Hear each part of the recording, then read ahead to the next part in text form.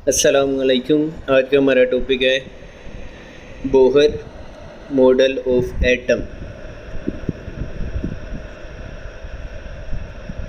Bohr ने जो atom का मॉडल पेश किया, इसके अकॉर्डिंग एक एटम जो होता है उसके सेंटर में न्यूक्लियस होता है जिसके अंदर पॉजिटिव चार्ज होता है, और इलेक्ट्रॉन जो होता है इसके इर्द गिर्द एक फ़िक्स ऑर्बिट में रोटेट कर रहा होता है। इस तरह से इलेक्ट्रॉन ने इसी ऑर्बिट के अंदर रिवॉल्व करना है। तो ये पहले वाला ऑर्बिट है जहाँ पर इलेक्ट्रॉन ने घूमना है, उसको ऑर्बिट बोला जाता है। उसके बाद ये फ़र्ज़ करें ये सेकंड ऑर्बिट आ गया, और फ़र्ज़ करें ये हमारे पास थर्ड ऑर्बिट आ गया। इलेक्ट्रॉन जो होगा वो या तो इस ऑर्बिट में रिवॉल्व कर रहा होगा, या तो इसमें रिवॉल्व कर रहा होगा, या तो इसमें रिवॉल्व कर रहा होगा। इन ऑर्बिट के ना और भी नाम होते हैं, हम सारे नामों को पहले डिस्कस करते हैं। सबसे पहला जो नाम था इसका ऑर्बिट ही था। सेकंड इसका नाम एनर्जी लेवल भी हो सकता है। एनर्जी लेवल, एनर्जी लेवल इसको क्यों बोला जाता है? क्योंकि ये जो पहले वाला ऑर्बिट है इसकी एनर्जी कम है, अगले वाले ऑर्बिट की एनर्जी ज़्यादा है, अगले वाले ऑर्बिट की एनर्जी इससे भी ज़्यादा है। तो इस वजह से इसको एनर्जी लेवल भी बोला जा सकता है। ज़रूरी नहीं है तीन ही ऑर्बिट हों, इसके आगे भी ऑर्बिट हो सकते हैं। उसके बाद इनको शेल भी बोला जाता है।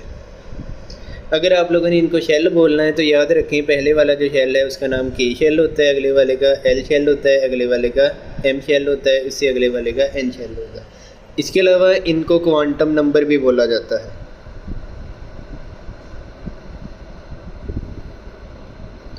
ये जो क्वांटम नंबर है इसको हम स्मॉल एन के साथ लिखते हैं। तो स्मॉल एन जो पहले वाला अगर ऑर्बिट है तो इसकी value n is equal to 1 होगी।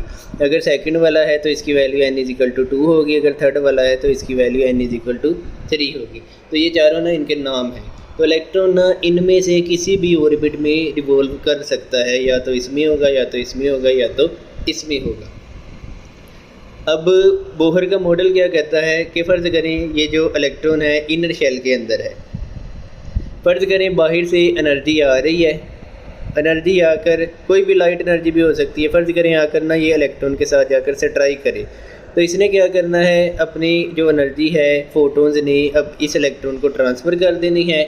जब इस इलेक्ट्रॉन को एनर्जी मिली तो इस इलेक्ट्रॉन ने ये एनर्जी को हासिल करके एक्साइट हो जाना है। अब क्योंकि इसकी एनर्जी ज़्यादा हो गई है, यहाँ से इसके अंदर एनर्जी कुछ ना कुछ ट्रांसफ़र हो गई है, तो अब ये पहले शेल के अंदर रिवॉल्व नहीं करेगा, ये हायर शेल की तरफ चला जाएगा क्योंकि अब इसकी एनर्जी बढ़ गई है। तो ये हाई एनर्जी वाले ऑर्बिट में चला जाता है।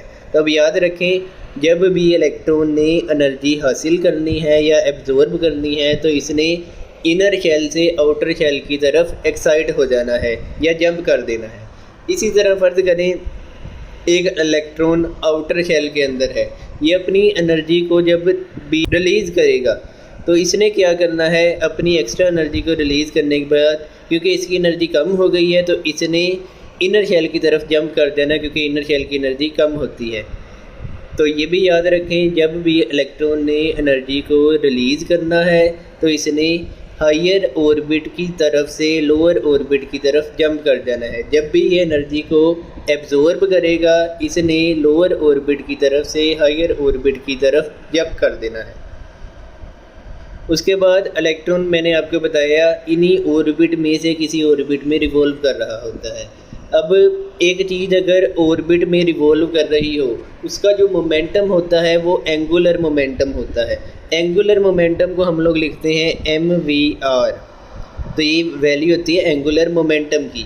अब बोहर का मॉडल क्या कहता है कि ये जो इलेक्ट्रॉन होगा इसका जो एंगुलर मोमेंटम होगा ये क्वांटम नंबर पर डिपेंड कर रहा होता है। ये जो एंगुलर मोमेंटम है इसकी वैल्यू होती है nh/2π। फ़र्ज़ करें आप लोगों का जो इलेक्ट्रॉन है वो पहले ऑर्बिट के अंदर रिवॉल्व कर रहा है, तो इसका जो एंगुलर मोमेंटम होगा यहाँ पर n की जगह आप लोगों ने 1 पुट कर देना है, तो इसका एंगुलर मोमेंटम बनेगा h/2π। अगर इलेक्ट्रॉन आपके जो है वो दूसरे ऑर्बिट के अंदर रिवॉल्व कर रहा है तो इसका एंगुलर मोमेंटम होगा, n की जगह 2 पुट कर दें तो आ जाएगा 2h/2π। अगर इलेक्ट्रॉन तीसरे ऑर्बिट में रिवॉल्व कर रहा है तो इसका एंगुलर मोमेंटम होगा 3h/2π। ये जो बोहर का मॉडल है ना, ये सिर्फ हाइड्रोजन एटम के लिए इसने दिया था, हाइड्रोजन एटम के लिए।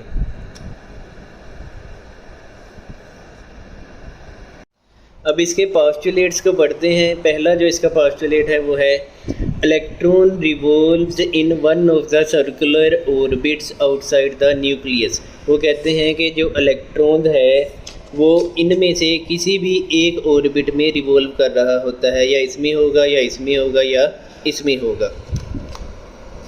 Each orbit has a fixed energy. अब यहाँ पर देखें, मैंने आपको बताया हर ऑर्बिट की जो एनर्जी होती है वो फिक्स होती है।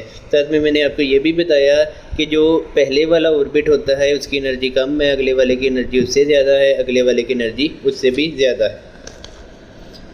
And quantum number assigned to it.